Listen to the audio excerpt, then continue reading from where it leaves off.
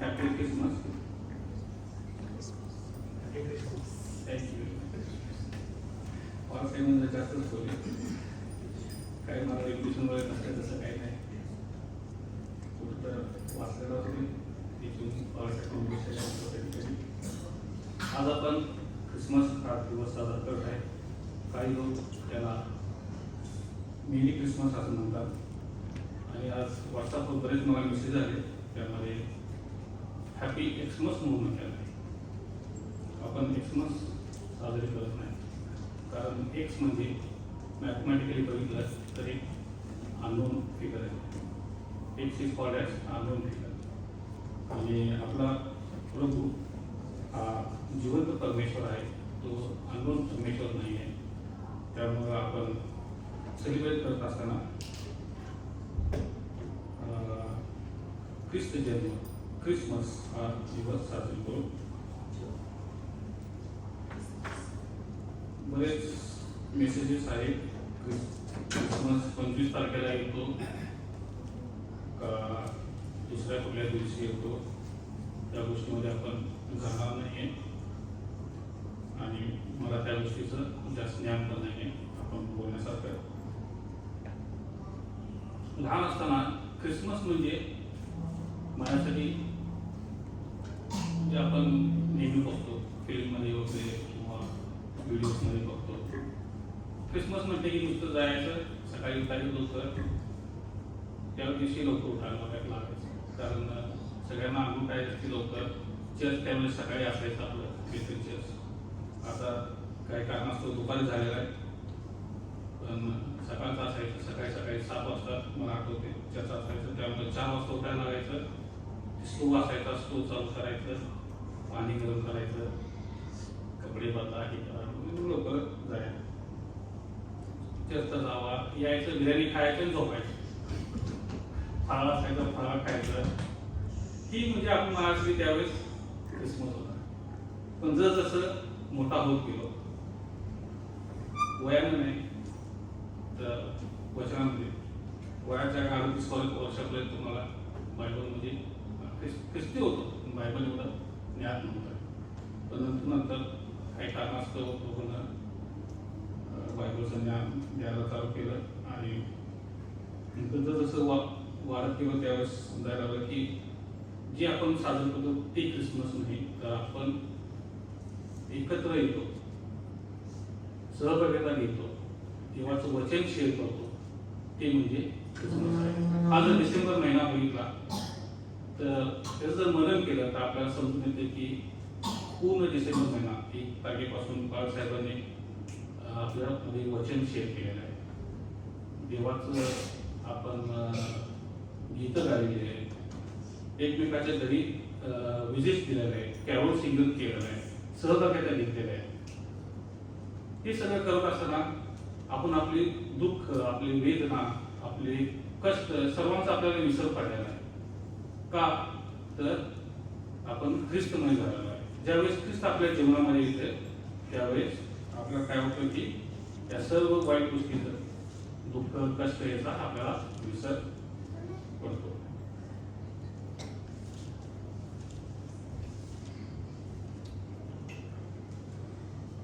आज क्रिसमस साजरी करत असताना आपण थोडक्यात significance of the birth of Christ हे पाहणार आहे. मला खात्री आहे की सर्वांना क्रिसमसच्या बरेच मेसेजेस माहीत असणार आहेत. मी नवीन सांगण्यासारखं काही नाही त्यामुळे, तरी जेवढं मला माहीत आहे तेवढं सांगण्याचा प्रयत्न करतो. आपल्या सर्वांना त्याचं ज्ञान आहे की ख्रिस्त या भूतलावर का जन्म घेतलेला आहे. पण डिसेंबर हा महिना आपल्यासाठी एक रिफ्रेशमेंटचा महिना असतो. रिफ्रेशमेंट म्हणजे काय, आपल्याला आपण पूर्ण 12 महिन्यामध्ये 11 महिने आपल्या जीवनामध्ये व्यस्त असतो.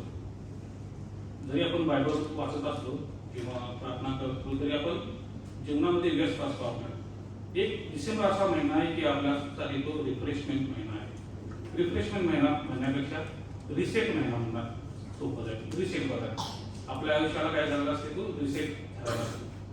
तो रिसेट बटन म्हणजे डिसेंबर आहे असं माझं म्हणणं आहे.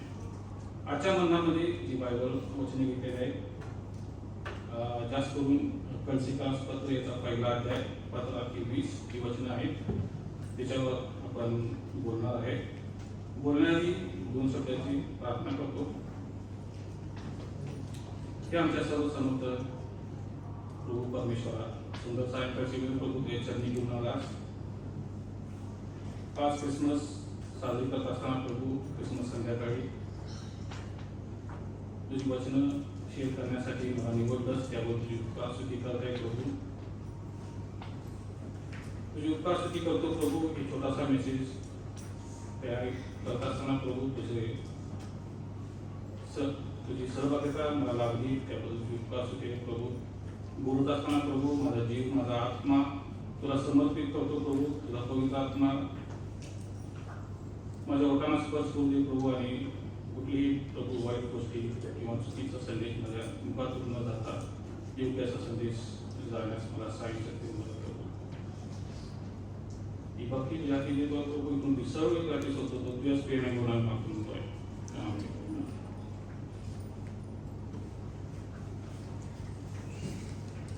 कलसिकास पत्र याचा पहिला अध्याय 15 ते 20 ही वचने आपण थोडा मनन करूया.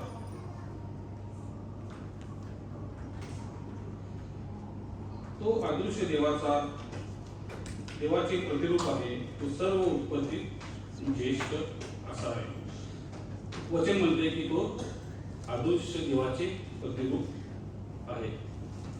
परमेश्वराला ख्रिस्ताशिवाय कोणी सुद्धा पाहिले नाही. आपल्याला परमेश्वर कसा आहे हे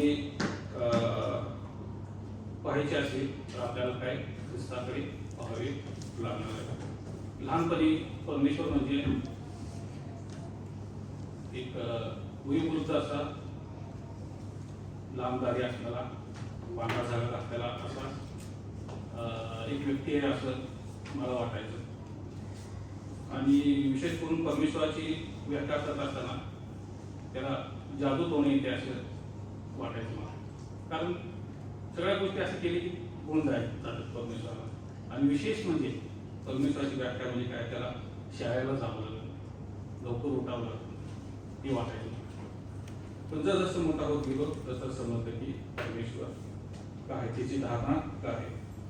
तिथे वचन सांगते की ख्रिस्त हा परमेश्वराचे प्रतिरूप आहे. He is the image of an invisible God. इंग्लिशमध्ये असं म्हटलेलं आहे की he is an image of an invisible God. याचा अर्थ असा होतो की आपण परमेश्वराला देह रूपामध्ये पाहायचा असेल तर आपल्याला काय करावं लागेल, ख्रिस्ताकडे पाहावं लागणार.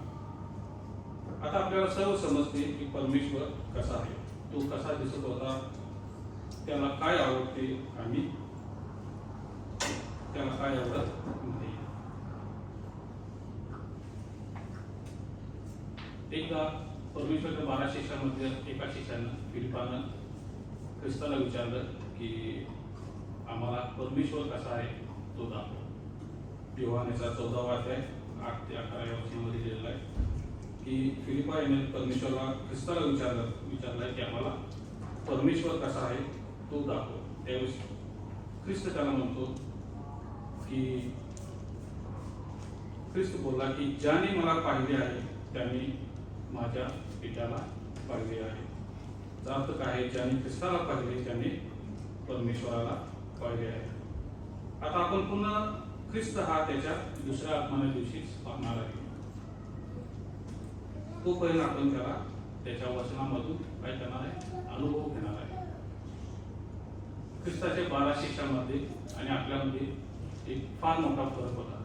ती जी 12 शिष्य होती ती ख्रिस्ताबरोबर सहवास केली, पण ख्रिस्ताला कधी अनुभव घेतले नाही. पण आपण त्याच्या वचनावर विश्वास करतो आणि त्याचा अनुभव घेतो त्या ख्रिस्ताला. ख्रिस्त आपणासाठी म्हणत आहे की जे न पाहता माझ्यावर विश्वास ठेवतात ते धन्य आहे. आपण ख्रिस्ताकडे परमेश्वराला अनुभवतो. परमेश्वराला जेव्हा आपण अनुभवतो त्यावेळेस परमेश्वराला आपण कसा अनुभवतो तर परमेश्वर आपण त्रैक्य रूपामध्ये अनुभवतो, पिता, पुत्र आणि पवित्र आत्मा. हे त्रैक्य रूप जर समजून घ्यायचं असेल तर आपल्याला सूर्याचे उदाहरण घ्यावं लागेल. सूर्य जो आहे तो भूमंडळामध्ये असतो, पण आपण त्याचा अनुभव त्याच्या हीटमध्ये किंवा त्याच्या वॉर्ममध्ये आपण घेतो आणि प्रकाशात कधी आपण सर्व जग पाहतो. परमेश्वर त्याचा अनुभव आपल्याला पवित्र आत्म्याकडे देत असतो आणि ख्रिस्ताकडे आपल्याला सर्व दृष्टी दिसते.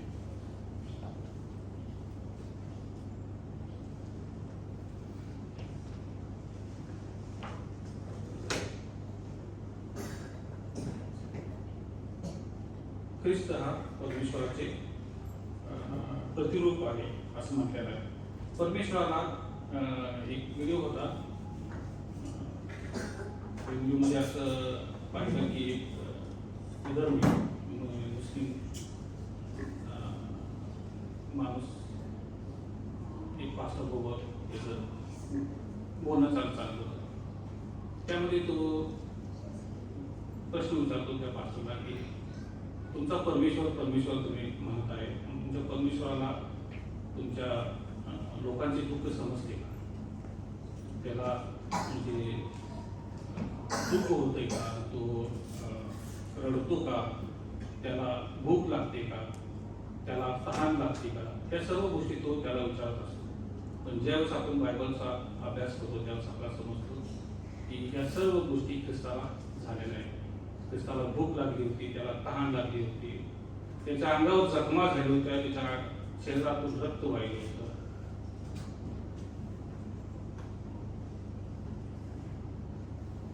ख्रिस्त त्याचं उत्तर ख्रिस्तामध्ये आहे, मी पित्यामध्ये आणि पिता माझ्यामध्ये आहे.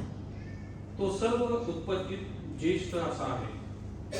तो म्हणतात आहे की तो सर्व उत्पत्तीत ज्येष्ठ असा आहे. इंग्लिशमध्ये त्याला जर बघितलं आहे तर तसं म्हणतात आहे की the right of the first born of all creation.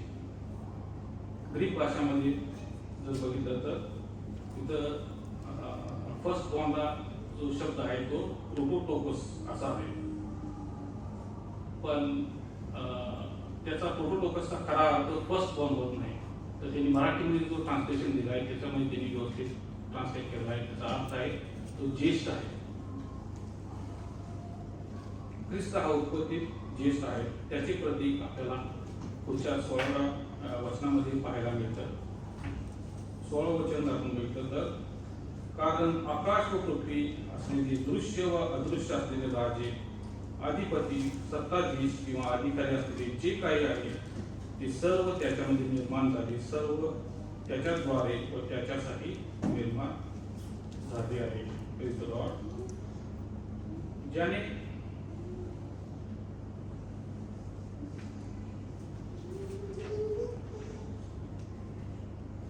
ज्या परमेश्वराने ही सृष्टी निर्माण केली, ज्याने बनवले, ज्याने आकाश बनवले, ज्याने पृथ्वी बनवली, सर्व दृश्य व अदृश्य अशा गोष्टी बनवले, राजे बनवले, सत्ताधीश बनवले, सर्व त्याच्यामध्ये निर्माण झालेले आहे असं म्हटलं. उदाहरण घ्यायचं झालं तर आपण स्वतःच उदाहरण घेऊ शकतो. ज्यावेळेस आपल्याला आपल्याजवळ थोडके पैसे येतात त्यावेळेस आपण सगळ्या गोष्टी विसरून जातो. आपल्याला काय वाटतं की पैसा म्हणजे सत्ता आहे, पैसा म्हणजे सगळं काय असते. जे मोठे मोठे उद्योगपती जगामध्ये आहेत, जे राजे आहेत, जे राष्ट्राध्यक्ष आहेत, अंबानी म्हणा, अदानी म्हणा किंवा बिल गेट्स किंवा जे सगळे राष्ट्राध्यक्ष म्हणा, चीनचा राष्ट्राध्यक्ष, नॉर्थ कोरियाचा राष्ट्राध्यक्ष, सर्वांना ची उत्पत्ती परमेश्वरानं का केलेली आहे? कारण त्याला आपलं गौरव करून घ्यायचं होते त्यांच्यात करावे. ज्यावेळेस मनुष्याला दुःख होते त्याच वेळेस त्याला परमेश्वराची आठवण येते. उदय मी यासाठी दुकानात गेलो होतो. येताना बरेच रात्र झाली होती आणि सर्वांना झोप लागत होती. त्यावेळेस उदयदादांनी एक सुंदर असं उदाहरण आमच्याबरोबर शेअर केलं होतं की 12 वर्ष रक्तस्राव स्त्रीचा जो दाखला आहे त्याविषयी त्यांनी सांगितलं होतं आम्हाला. ती जी स्त्री होती तिला 12 वर्ष दुखणं होत होतं असं म्हटलेलं आहे. 12 वर्ष तिनं सर्व आपला पैसा, आपला जी एनर्जी आहे ती स्वतःच्या ट्रीटमेंटमध्ये तिने खर्च केला असणार आहे. असं वचन सांगत नाही, पण एक आपण गेस करू शकतोय. आणि ज्यावेळेस तिचं सर्व पैसा, संपत्ती सर्व संपलं आणि तिला कुठल्याच गोष्टीतून बरं वाटत नाही किंवा यश आलं नाही, त्यावेळी शेवटी तिने काय केलेलं आहे, तिला कुठून तरी ख्रिस्ताविषयी समजलेलं आहे आणि ती न कळत जाऊन ख्रिस्ताची कपड्यांना फक्त स्पर्श केलेला आहे. आणि पुढचं आपल्या सर्वांनाच माहीत आहे काय झालेलं आहे. आपण आपल्या वैभवामध्ये ख्रिस्ताला विसरतो, त्याच्या कार्याला आणि त्याच्या आज्ञांविषयी आपण विसरून जातो, आपल्याला विसर पडतो. आपली मंडळी सुद्धा ही ब्लेसेड मंडळी आहे आणि तिची स्थापना परमेश्वरानं नुसतंच आपण येऊन सहभागिता न करता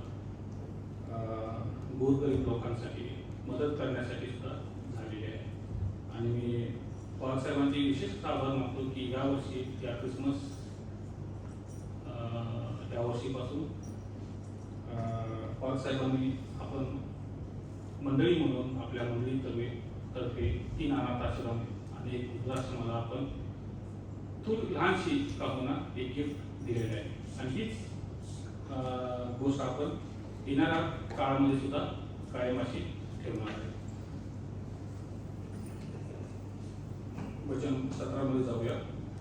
तो सर्वांच्या पूर्वीचा आहे व त्याच्यामध्ये सर्व काही अस्तित्वात आहे. तो आधी मृतातून प्रथम जन्मलेला आहे अशासाठी की सर्वांमध्ये त्याला प्राधान्य मिळावे. ख्रिस्ताने सर्व सृष्टीची निर्मिती केली आहे. त्याने ग्रह तारे निर्माण केलेले आहे, पृथ्वी निर्माण केली, त्याने हे सर्व युनिवर्स निर्माण केलेलं आहे. आपण कधी विचार केला का ही जी युनिवर्स आहे ती युनिवर्स एवढी का स्थिर आहे? अंश सुद्धा त्याच्यामध्ये अस्थिरता नाही आहे काही कारण त्याचा कंट्रोल कुणाच्या तरी हातामध्ये आहे. ते म्हणजे ख्रिस्ताने आपल्या हातामध्ये हे सर्व कंट्रोल ठेवलेले आहे. वचन सांगते की ख्रिस्ताने त्याच्यासाठी सर्व काही ठेवले आहे. त्यांनी चंद्र बनवले, त्यांनी पृथ्वी बनवली, त्यांनी पृथ्वीवरील सर्व जीवसृष्टी बनवली कारण त्याला त्याच्यामध्ये समाधान दिले होते. पण या सर्व गोष्टींमधून त्याला समाधान मिळालं नाही, म्हणून त्यांनी काय केलं, त्यांनी आपल्या प्रतिरूपाचा मानव बनवला.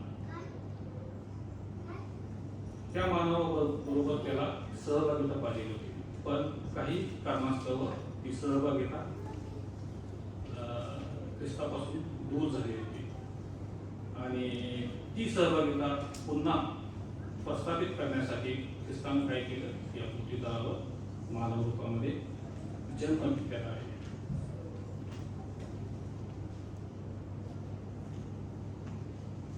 परमेश्वरामध्ये आणि मनुष्यामध्ये जी विभक्तता झाली आहे त्याचा समेट करण्यासाठी तो या भूतलावर जन्म घेऊन मनुष्य रूपामध्ये अवतरला आहे. वचन 18 आपण पाहूया. तोच शरीराचे म्हणजे मंडळीचे मस्तक आहे. तो आधी मृतातून प्रथम जन्मलेला असा आहे. तो शरीराचे म्हणजे मंडळीचे मस्तक आहे. आपल्या मंडळीचे मस्तक ख्रिस्त आहे. जर ख्रिस्त आपल्या मंडळीचे मस्तक नसेल तर ती मंडळी नुसतंच एक गेट टुगेदर करण्याचं ठिकाण आहे. वचन सांगते की ज्या मंडळीचे मस्तक ख्रिस्त नाही ती मंडळी काय मृत असं मंडळी आहे. जर आपल्या मंडळी कर्वे ख्रिस्ताचे कार्य किंवा त्याचे वचन त्याची सुवार्ता गाजवली जात नाही तर ही मंडळी मृत आहे असे वचन म्हणते. मी परमेश्वराचे आभार मानतो की त्याने आपल्या मंडळीला सुंदर असा मेंढपाळ दिलेला आहे, ज्याने ही मंडळी अजून तरी जिवंत अशी ठेवलेली आहे. त्याच्याकडे अजून आपण मृत असे नाही. तर परमेश्वर कडे आपण प्रार्थना केली पाहिजे की या मंडळीला नेहमी जिवंत ठेवली पाहिजे. का जिवंत राहायचं तर शेवटचा काळ कधी येणार आहे आपल्याला माहिती नाही, आणि शेवटच्या काळामध्ये काय होणार आहे, कुठल्या गोष्टी होणार आहेत त्या सुद्धा आपल्याला गोष्टी माहीत नाही. तर शेवटच्या काळामध्ये टिकून राहायचं असेल तर आपल्याला जिवंत असणं फार गरजेचं आहे. आपल्या मंडळीला जिवंत असणं फार गरजेचं आहे. 19 वचन बघितलं तर कारण त्याच्या काही सर्व पूर्णता बसावी. जर ख्रिस्त आपल्या मंडळीचा मस्तक नसेल तर आपण अपूर्ण आहोत, आपण मृत असं आहोत. मंडळी म्हणजे नुसते चर्च नव्हे.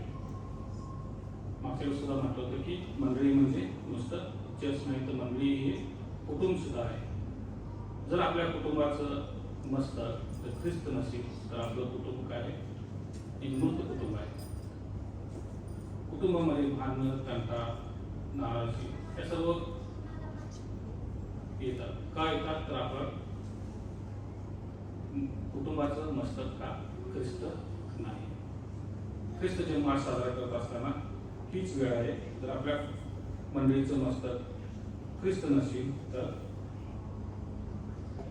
हीच वेळ आहे की आपण परमेश्वराला समर्पित जाऊया, आपल्या कुटुंबाला आपण समर्पित होऊया आणि आपल्या मंडळीचं मस्तक आपण ख्रिस्ताला बनवूया. शेवटच्या वचनामध्ये जाणार आहे वचन 20. आणि त्याच्या वधस्तंभावरील रक्ताच्या द्वारे शांती करून त्याच्याद्वारे जे सर्व काही आहे ते सर्व ते पृथ्वीवरील असो किंवा स्वर्गातील असो त्याचा स्वतः बरोबर त्याच्याद्वारे समेट करावा हे पित्याला बरे वाटले. ख्रिस्त या पृथ्वीवर येण्याचे एक कारण म्हणजे त्याचे मनुष्याचे व पित्याचे समेट घडवून आणणे ही आहे. हा समेट फक्त त्याच्या रक्ताद्वारे घडू शकतो. मागच्या 21 तारखेच्या मेसेजमध्ये मी सांगितलं होतं की शेवटच्या काळामध्ये आपल्याला टिकून राहायचं असेल तर आपल्याला ख्रिस्ताच्या रक्ताचं शिक्का मारून घ्यावं लागणार आहे. त्याच्या शरीरामध्ये आणि त्याच्या रक्तामध्ये आपल्याला एक व्हावं लागणार आहे. शेवटचा काळ समीप आलेला आहे, येत आहे, आणि शेवटच्या काळात किती भयंकर असणार आहे त्याची कल्पना आपणाला करत नाही. आजचा दुसरा शास्त्रभाग जो आपण वाचला लूक त्याचा पहिला दुसरा अध्याय 1 ते 20 हा ख्रिस्ताच्या जन्माविषयीचा शास्त्रभाग आहे. पण थोडं डीप मध्ये जर आपण विचार केला तर हा नुसतंच ख्रिस्ताच्या जन्माविषयीचा शास्त्रभाग नसून जो शेवटचा काळ येणार आहे त्याबद्दल सुद्धा शास्त्रभाग सांगत आहे. तो कसा असणार आहे शेवटचा काळ त्याबद्दल तो शास्त्रभाग सांगत आहे. मी पूर्ण वाचणार नाही शास्त्रभाग, फक्त थोडक्यात ही गोष्ट तुम्हाला सांगणार आहे की त्यामधून काय आपल्याला पाहायला मिळालेला आहे. अशा संपूर्ण शास्त्रभाग जर पाहिला तो शास्त्रभाग हा 4 भागामध्ये डिवाइड झालेला आहे, विभागलेला आहे. पहिला जो भाग आहे त्याला ट्रायंट असं म्हटलेलं आहे. ट्रायंट म्हणजे काय तर an absolute ruler unrestrained by law or constitution, and a ruler unrestrained by law or constitution. दुसरा भाग जर बघितला आपण तिथं ट्रबल्स पाहायला मिळाले. तिसऱ्या भागमध्ये बघितला तर सॅल्वेशन तिथं आपल्याला पाहायला मिळालं आहे. चौथ्या भागामध्ये जर बघितलं तर ट्रम्पेट्स तिथं पाहायला मिळालं आहे. ट्रायंट म्हणजे काय तर तिथं एक रूलर दाखवलेला आहे.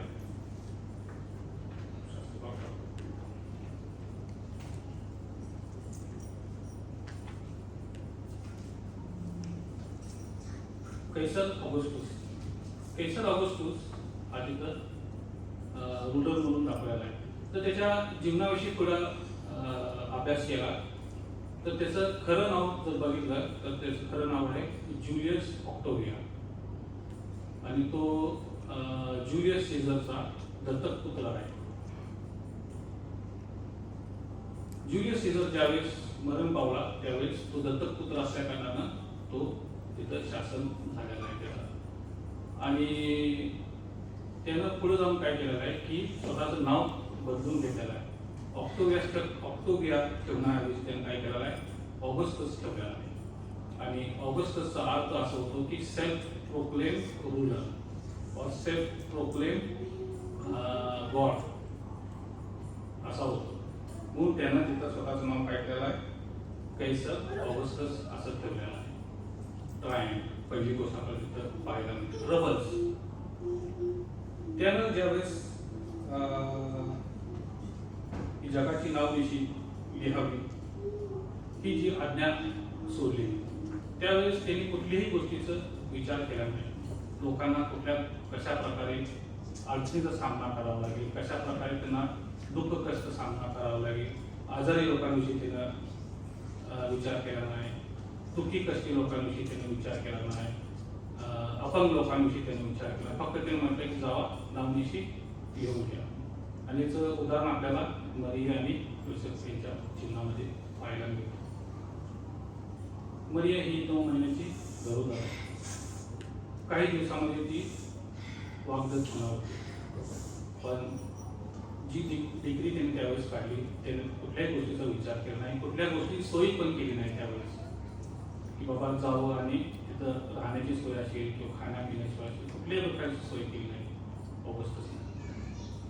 आणि आपल्याला माहित आहे की नासलेट गावावरून ती बेथलेहेमला आली. हा प्रवास जवळपास 85 मैलाचा प्रवास आहे. गावावर बसून त्यांनी प्रवास केलेला आहे. किती कष्टात किती दुःखात त्यांनी पोहोचल्यानंतर त्यांना राहायला जागा मिळाली नाही आणि त्या अडचणीतून त्यांनी ख्रिस्ताला जन्म दिलेला आहे. तिथं आपल्याला काय पाहायला मिळालं, तिथं सॅल्वेशन पाहायला मिळालं. ख्रिस्ताचा जन्म गाईच्या गोठाने झाला पण तार झालेला आहे. ज्यावेळेस ख्रिस्ताचा जन्म झाला त्यावेळेस आपल्याला काय पाहायला मिळतं तर ट्रम्पेट. जे देवदूत आहे ते सर्व देवदूत पृथ्वीवर अवतरलेले आहे. जॉय ऑफ ट्रम्पेट्स पाहायला मिळेल. शेवटचा काळ सुद्धा असाच असणार आहे. एक सेल्फ प्रोक्लेम रूलर येणार आहे जो अँटिक्राइस्ट असणार आहे. त्याला कुठल्याही गोष्टीचं घेणं देणं नसणार आहे. कुणाला किती त्रास होतो कुणाला किती त्रास होत नाही याचे त्याला काय सुद्धा घेणं. त्याला काय पाहिजे असणार आहे सत्ता रूल. त्याला जगावर सत्ता चालवायची असणार आहे. आणि हे सर्व कष्ट होत असणारा लोकांना दुःख होत असताना बरेच ख्रिस्ती लोक ख्रिस्ताला सोडून त्याच्याकडे जाणार आहे. त्यामुळं जे आपण वचन वाचलं की आपल्याला मंडळीचा मस्तक हा ख्रिस्त ठेवणं फार गरजेचं आहे. आपली मंडळी जिवंत असणं हा गरजेचं आहे. शेवटच्या काळामध्ये ट्रबल्स भरपूर येणार आहेत आणि त्या ट्रबल्समधून ख्रिस्ताचं दुसरं आगमन येणार आहे. सॅल्वेशन पुन्हा येणार आहे. ख्रिस्ताचं दुसरं आगमन झालं तर आपल्याला काय ट्रम्पेट्स पाहायला मिळणार. आपण कुठं जे 1000 वर्षाचं राज्य येणार आहे त्या 1000 वर्षाच्या राज्यामध्ये आपण प्रवेश करणार आहे. जी ख्रिस्ताची लोक असणार आहेत तीच फक्त उठवली जाणार आहे. ज्याच्या व ख्रिस्ताच्या रक्ताचं शिक्का असणार आहे तीच फक्त घेतली जाणार आहे. आणि शेवटी आपण काय होणार आहे शेवटचं जे राज्य आहे ते ट्रम्पेट्समध्ये जाणार आहे. 3 आठवडे साजरी करत असताना ख्रिस्ताला आपण धन्यवाद मागू की तो मनुष्य रूप धारण करून या पृथ्वी तलावर अवतरला. आम्हाला पृथ्वीचा अनुभव करून दिला. आम्हाला तारणाचा मार्ग त्याने दाखवला आहे. तो पुन्हा येईल त्याच्या वैभवाने तेव्हा आपण त्याच्यासाठी तयार असलो पाहिजे.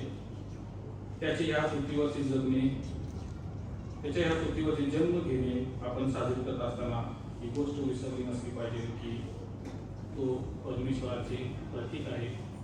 तो आपल्या मंडळीचे मस्तक आहे. मंडळी म्हणजे नुसतं चर्च नाही, पुन्हा एक बार सांगतो, मंडळी म्हणजे स्वतः आणि आपलं कुटुंब हे आहे. आणि परमेश्वराकडे जाण्याचा मार्ग फक्त ख्रिस्त येशूच आहे. आपणा सर्वांना नाता म्हणजे ख्रिस्त जन्माच्या हार्दिक शुभेच्छा आणि येणारे नवीन वर्ष आपणासाठी सर्वांना सुखाचे, समाधानाचे आणि बरोबरीचा आपण प्रार्थना करू. सर्वसमर्थ देव जो पिता, सुंदर सायंकाळची वेळ प्रभू तुझ्या चरणी घेऊन आलास. पुन्हा त्यावर विश्वास होते प्रभू, तुझी उपासना करतो. वचन शेअर करण्यासाठी प्रभू